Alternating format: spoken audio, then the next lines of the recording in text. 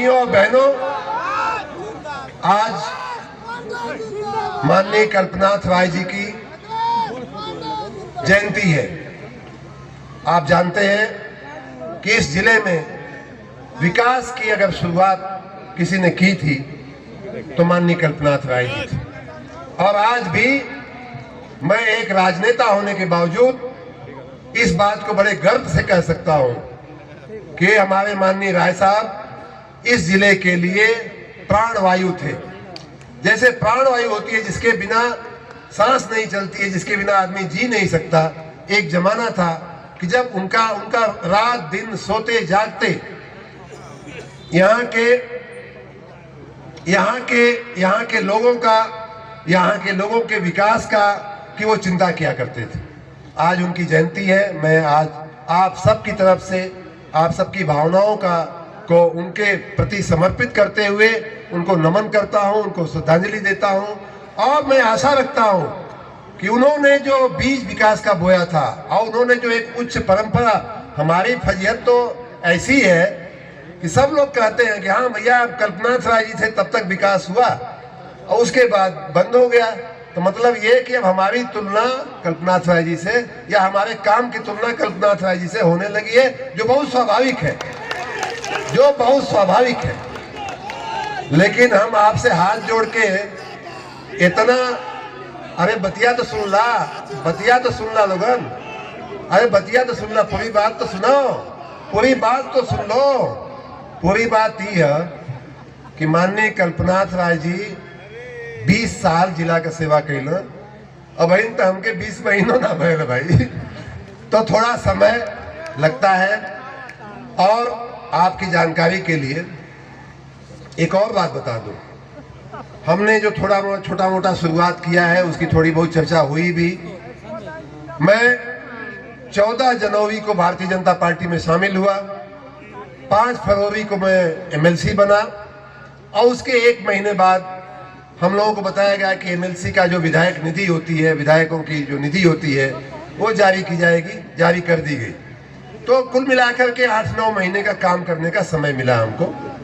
उस समय के दरमियान लगभग 500 करोड़ रुपए की योजनाएं हमने अपने विधायक निधि तो 3 करोड़ की होती है, लेकिन 500 करोड़ रुपए का, चाहे रास्ते का काम हो, चाहे अस्पताल का काम हो, चाहे बिंद टोलिया में बाढ़ रोकने की दीवार का काम हो। एक बार हम बिंद टोलिया गए, वहां बड़ी बाढ़ आई थी, लोगों ने कहा कि भाई साहब तो 25-30 घर गिर गए। मैं गया तो मैंने कहा कि भाई यहाँ बनवाया जाएगा, उस बनना अब उसका प्रोजेक्ट शुरू हो गया है। तो ऐसे तमाम काम थे, चाहे रोड का हो, चाहे रास्ता का हो, पुल का हो, चाहे पुलिया का हो, चाहे दवाखाने का हो, ऐसे सारे काम हाथ पे लिए गए हैं। उनमें से कुछ कामों का आज या तो लोकार्पण किया गया है। मुझे बहुत खुशी है कि यही पकड़ी गांव में उसी 8 महीने में एक काम तो पूरा भी हो गया, आज उसका लोकार्पण हुआ है, आज उसका उद्घाटन भी हो गया। ऐसे काम पूरे भी होते जा रहे हैं। बहुत सारे कामों की शुरुआत का शिलान्यास भी आज हुआ है। तो ये सारे के सारे काम आपके चरणों में समर्पित है, वो किया जाएगा। और आपका मेरे ऊपर पूरा अधिकार है, आप जो करवाना चाहें, जो अपने बच्चे से करवाना चाहें उसका आदेश करिएगा। मैं आपकी आशाओं को पूरा करने के लिए हमेशा समर्पित रहूंगा। लगेगा, मैं चाहूंगा कि इतने इंजीनियर यहाँ सुन रहे हैं जिन्होंने शिलान्यास करवाया है, वहां बोर्ड लगेगा कि इतने लाख का ये काम था, जनता देखे उसको कि भाई हाँ उतने लाख का काम हुआ भी है कि नहीं हुआ है। ये मैं चाहूंगा। भाइयों बहनों, ये माननीय नरेंद्र मोदी की भारतीय जनता पार्टी की कार्य संस्कृति है कि आपका खाली आत्मबल चाहिए। हम लोगों को आपका आत्मबल रहेगा, आपका बल रहेगा। आप अगर दिए में घी डालते रहेंगे तो न फंड की कमी होगी, न काम की कमी होगी, न आपके सुख सुविधा की कमी होगी। जिस तरह से माननीय मोदी जी ने इस राज्य में राम मंदिर का आपका सपना साकार किया है, उसी तरह से हम आपके देखते देखते हमारे आपके जीवन में हम राम राज्य का सपना भी साकार करके दिखाएंगे।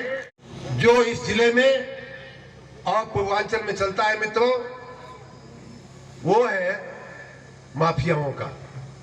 वो इससे भी खतरनाक वायरस है। साल दर साल हमारे रोड और हमारे रास्ते और स्कूल और दवाखाने क्यों खराब है? उसका रहस्य मैं आपको बता दूं मित्रों, उसका रहस्य यह है, सरकार तो पैसा देती है रोड बनाने के लिए, लेकिन ठेका किसको मिलता है? किसको मिलता है आप जानते हैं? सारे ठेके ऐसे गुंडों, बदमाशों, माफियाओं को मिलते हैं और वो उस पैसे को दीमक की तरह 95 से 90% पैसा जो है उनकी जेब में जाता है।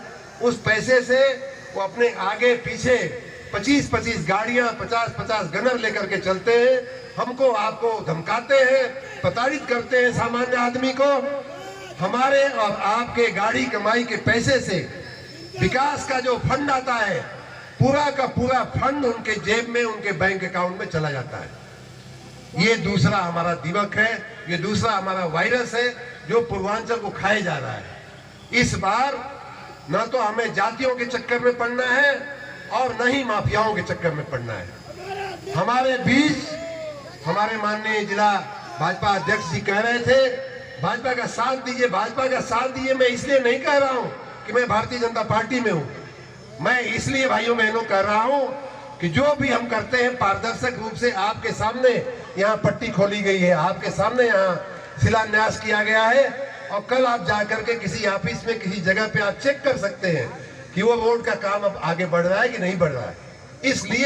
इसलिए यहाँ पारदर्शक रूप में ना लाखों लोगों की भीड़ के बीच में ये शिला लगाई गई, इसलिए लगाई गई कि जनता को मालूम पड़े क्या एमएलसी साहब क्या बोल रहे हैं, विधायक जी क्या बोल रहे हैं।